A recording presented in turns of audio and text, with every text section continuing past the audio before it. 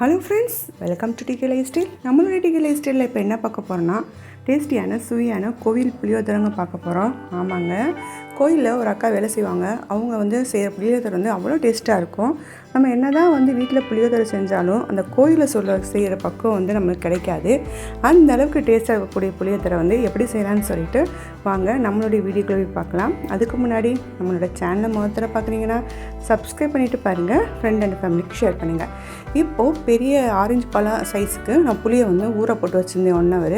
அதை நல்லா நம்ம கரைச்சி எடுத்துக்கலாம். இந்த மாதிரி ரொம்பவும் திக்காகவும் இல்லாமல் தண்ணியாகவும் இல்லாமல் ஒரு மீடியம் சைஸ் அளவுக்கு நல்லா கரைச்சி எடுத்துக்கிட்டு அதை வேறு பவுலுக்கு மாற்றி 1 டீஸ்பூன் அளவுக்கு மஞ்சள் போட்டு நல்லா சுண்டை காய்ச்சி எடுத்துக்கலாம். அந்த புளி கரைசலை இந்த புளி கரைசலை வச்சு செய்யும்போது டேஸ்ட் சூப்பராக இருக்கும். இப்போது அது ஒரு பக்கமாக நல்லா கொதிக்கட்டும். இப்போது இதுக்கு தேவையான அளவு மசாலா பொருட்களை சேர்த்துடலாம். இப்போ நான் கடாய் ஒன்று வச்சுருக்கேன். அதில் 2 டீஸ்பூன் அளவுக்கு மல்லித்தூள் சேர்த்துட்டேன். 1 டீஸ்பூன் அளவுக்கு மிளகு, 1 டீஸ்பூன் அளவுக்கு சீரகம், 1/4 டீஸ்பூன் அளவுக்கு வெந்தயம், 2 டீஸ்பூன் அளவுக்கு எள்ளு சேர்த்துக்கலாம். கருப்பு எள்ளு சேருங்க, அப்போ தான் டேஸ்ட் சூப்பராக இருக்கும். இது எல்லாத்தையும் அப்படியே நல்லா பொன்னிறமாக வறுத்து எடுத்துக்கலாம். அடி பிடிச்ச அளவுக்கு அடுப்பை லோ ஃப்ளேமில் வச்சு நல்லா பொன்னிறமாக வறுத்து எடுத்துக்கலாம்.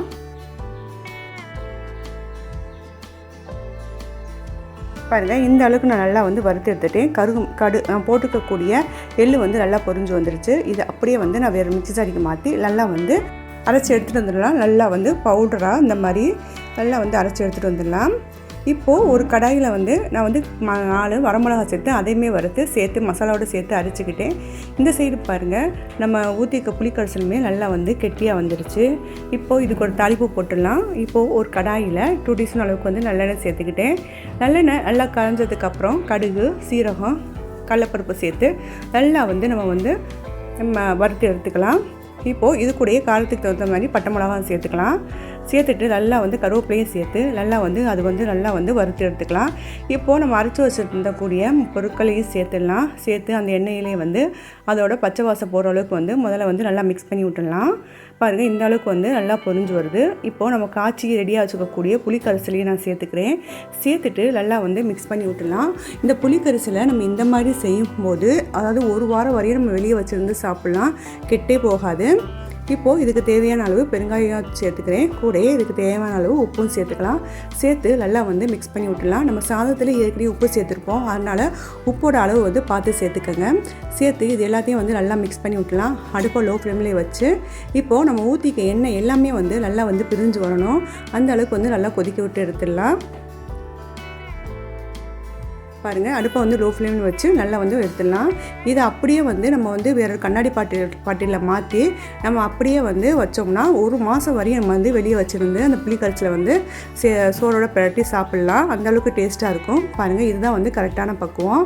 பாருங்கள், நம்ம ஊற்றிக்க எண்ணெய் எல்லாமே நல்லா பிரிஞ்சு வருது. இப்போ நம்மளுக்கு புளிக்காய்ச்சல் ரெடி ஆகிடுச்சு. இது ஒரு பக்கமாக இருக்கட்டும். இப்போ பாருங்கள், சாதமும் ரெடி ஆகிடுச்சு. இப்போ சாதத்தை நான் வேறொரு பவுலுக்கு நான் மாற்றி எடுத்துக்கிட்டேன்.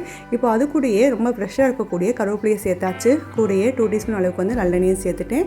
கூடையே வறுத்து வச்சுருந்த வேர்க்கடலையும் நான் சேர்த்துட்டு நம்ம எடுத்து வச்சுக்கக்கூடிய புளிக்கரைசலை சேர்த்து கொஞ்சம் கொஞ்சமாக மிக்ஸ் பண்ணி விட்டுடலாம். இப்போது நான் அரைச்சி வச்சுருந்த மசாலா பொடி இருக்கு இல்லையா, அதை ஒரு 2 டீஸ்பூன் அளவுக்கு தனியாக எடுத்து வச்சுட்டு அதையும் சேர்த்துட்டு இது கூட பார்த்தீங்கன்னா நம்ம எடுத்து ரெடி பண்ணி வச்சுக்கக்கூடிய இந்த புளிக்கரைசலையும் சேர்த்துடலாம். சேர்த்து நல்லா மிக்ஸ் பண்ணி விட்டுடலாம். அவ்வளோதாங்க. இந்த மாதிரி செஞ்சு பாருங்கள், டேஸ்ட் சூப்பராக இருக்கும். இந்த சாதத்தை நம்ம 1 வாரம் வரையும் அப்படியே வெளியே வச்சுருந்து சாப்பிட்லாம். அந்த அளவுக்கு டேஸ்ட்டு சூப்பராக இருக்கும். அதாவது அரிசி பார்த்திங்கன்னா, சாதம் பார்த்திங்கன்னா 8% மட்டும்தான் வெந்திருக்கணும், முழுசாக வெந்துடக்கூடாது. பாருங்கள், இப்போ எல்லாத்தையும் நான் நல்லா மிக்ஸ் பண்ணி காமிக்கிறேன். சூப்பராக இருக்கும். அந்த கோயிலில் சொன்னால் அந்த அக்கா சொன்ன மெத்தடில் தான் நான் செஞ்சுருக்கேன். டேஸ்ட் சூப்பராக இருக்கும். உண்மையிலே அந்த அளவுக்கு அந்த புளியோதரை டேஸ்ட் சூப்பராக இருக்கும். அதே டேஸ்ட்டு இப்போ எனக்கும் வந்துருச்சு. கண்டிப்பாக நான் சொல்கிற மெத்தடோட ட்ரை பண்ணுங்கள். கண்டிப்பாக உங்கள் எல்லாத்துக்குமே ரொம்ப பிடிக்கும். புளிக்கரைசல் எல்லாமே அந்த சாதத்தோடு வந்து நல்லா வந்து மிக்ஸ் ஆகி வந்துருச்சு. அவ்வளோதாங்க, நம்ம டேஸ்டியான சுவையான கோயில் புளியோதரை வந்து ரெடி ஆயிடுச்சு. கண்டிப்பாக வந்து இந்த மெத்தடில் வந்து ட்ரை பண்ணி பாருங்கள், டேஸ்ட் வந்து சூப்பராக இருக்கும். அது மட்டும் இல்லை, இந்த மாதிரி செஞ்சோம்னா புளியை காய்ச்சிட்டு மறுபடியும் வந்து பவுடரோடு சேர்த்து செய்யும்போது அந்த புளி கரைசல் வந்து 1 மாதம் வரையும் என்னங்க, 1 வருடம் வரையும் சூப்பராக இருக்குங்க. அந்த அளவுக்கு டேஸ்ட்டாக இருக்கும். கண்டிப்பாக வந்து ட்ரை பண்ணி பாருங்கள். ஓகே ஃப்ரெண்ட்ஸ், இந்த வீடியோ உங்களுக்கு பிடிக்கும் நம்புகிறேன். இந்த வீடியோ உங்களுக்கு பிடிச்சிருந்துச்சுன்னா லைக் பண்ணுங்கள், கமெண்ட் பண்ணுங்கள், ஷேர் பண்ணுங்கள். மறக்காமல் நம்மளுடைய டீ கலை சேனலுக்கு சப்ஸ்கிரைப் பண்ணிடுங்க. தேங்க்ஸ் ஃபார் வாட்சிங்.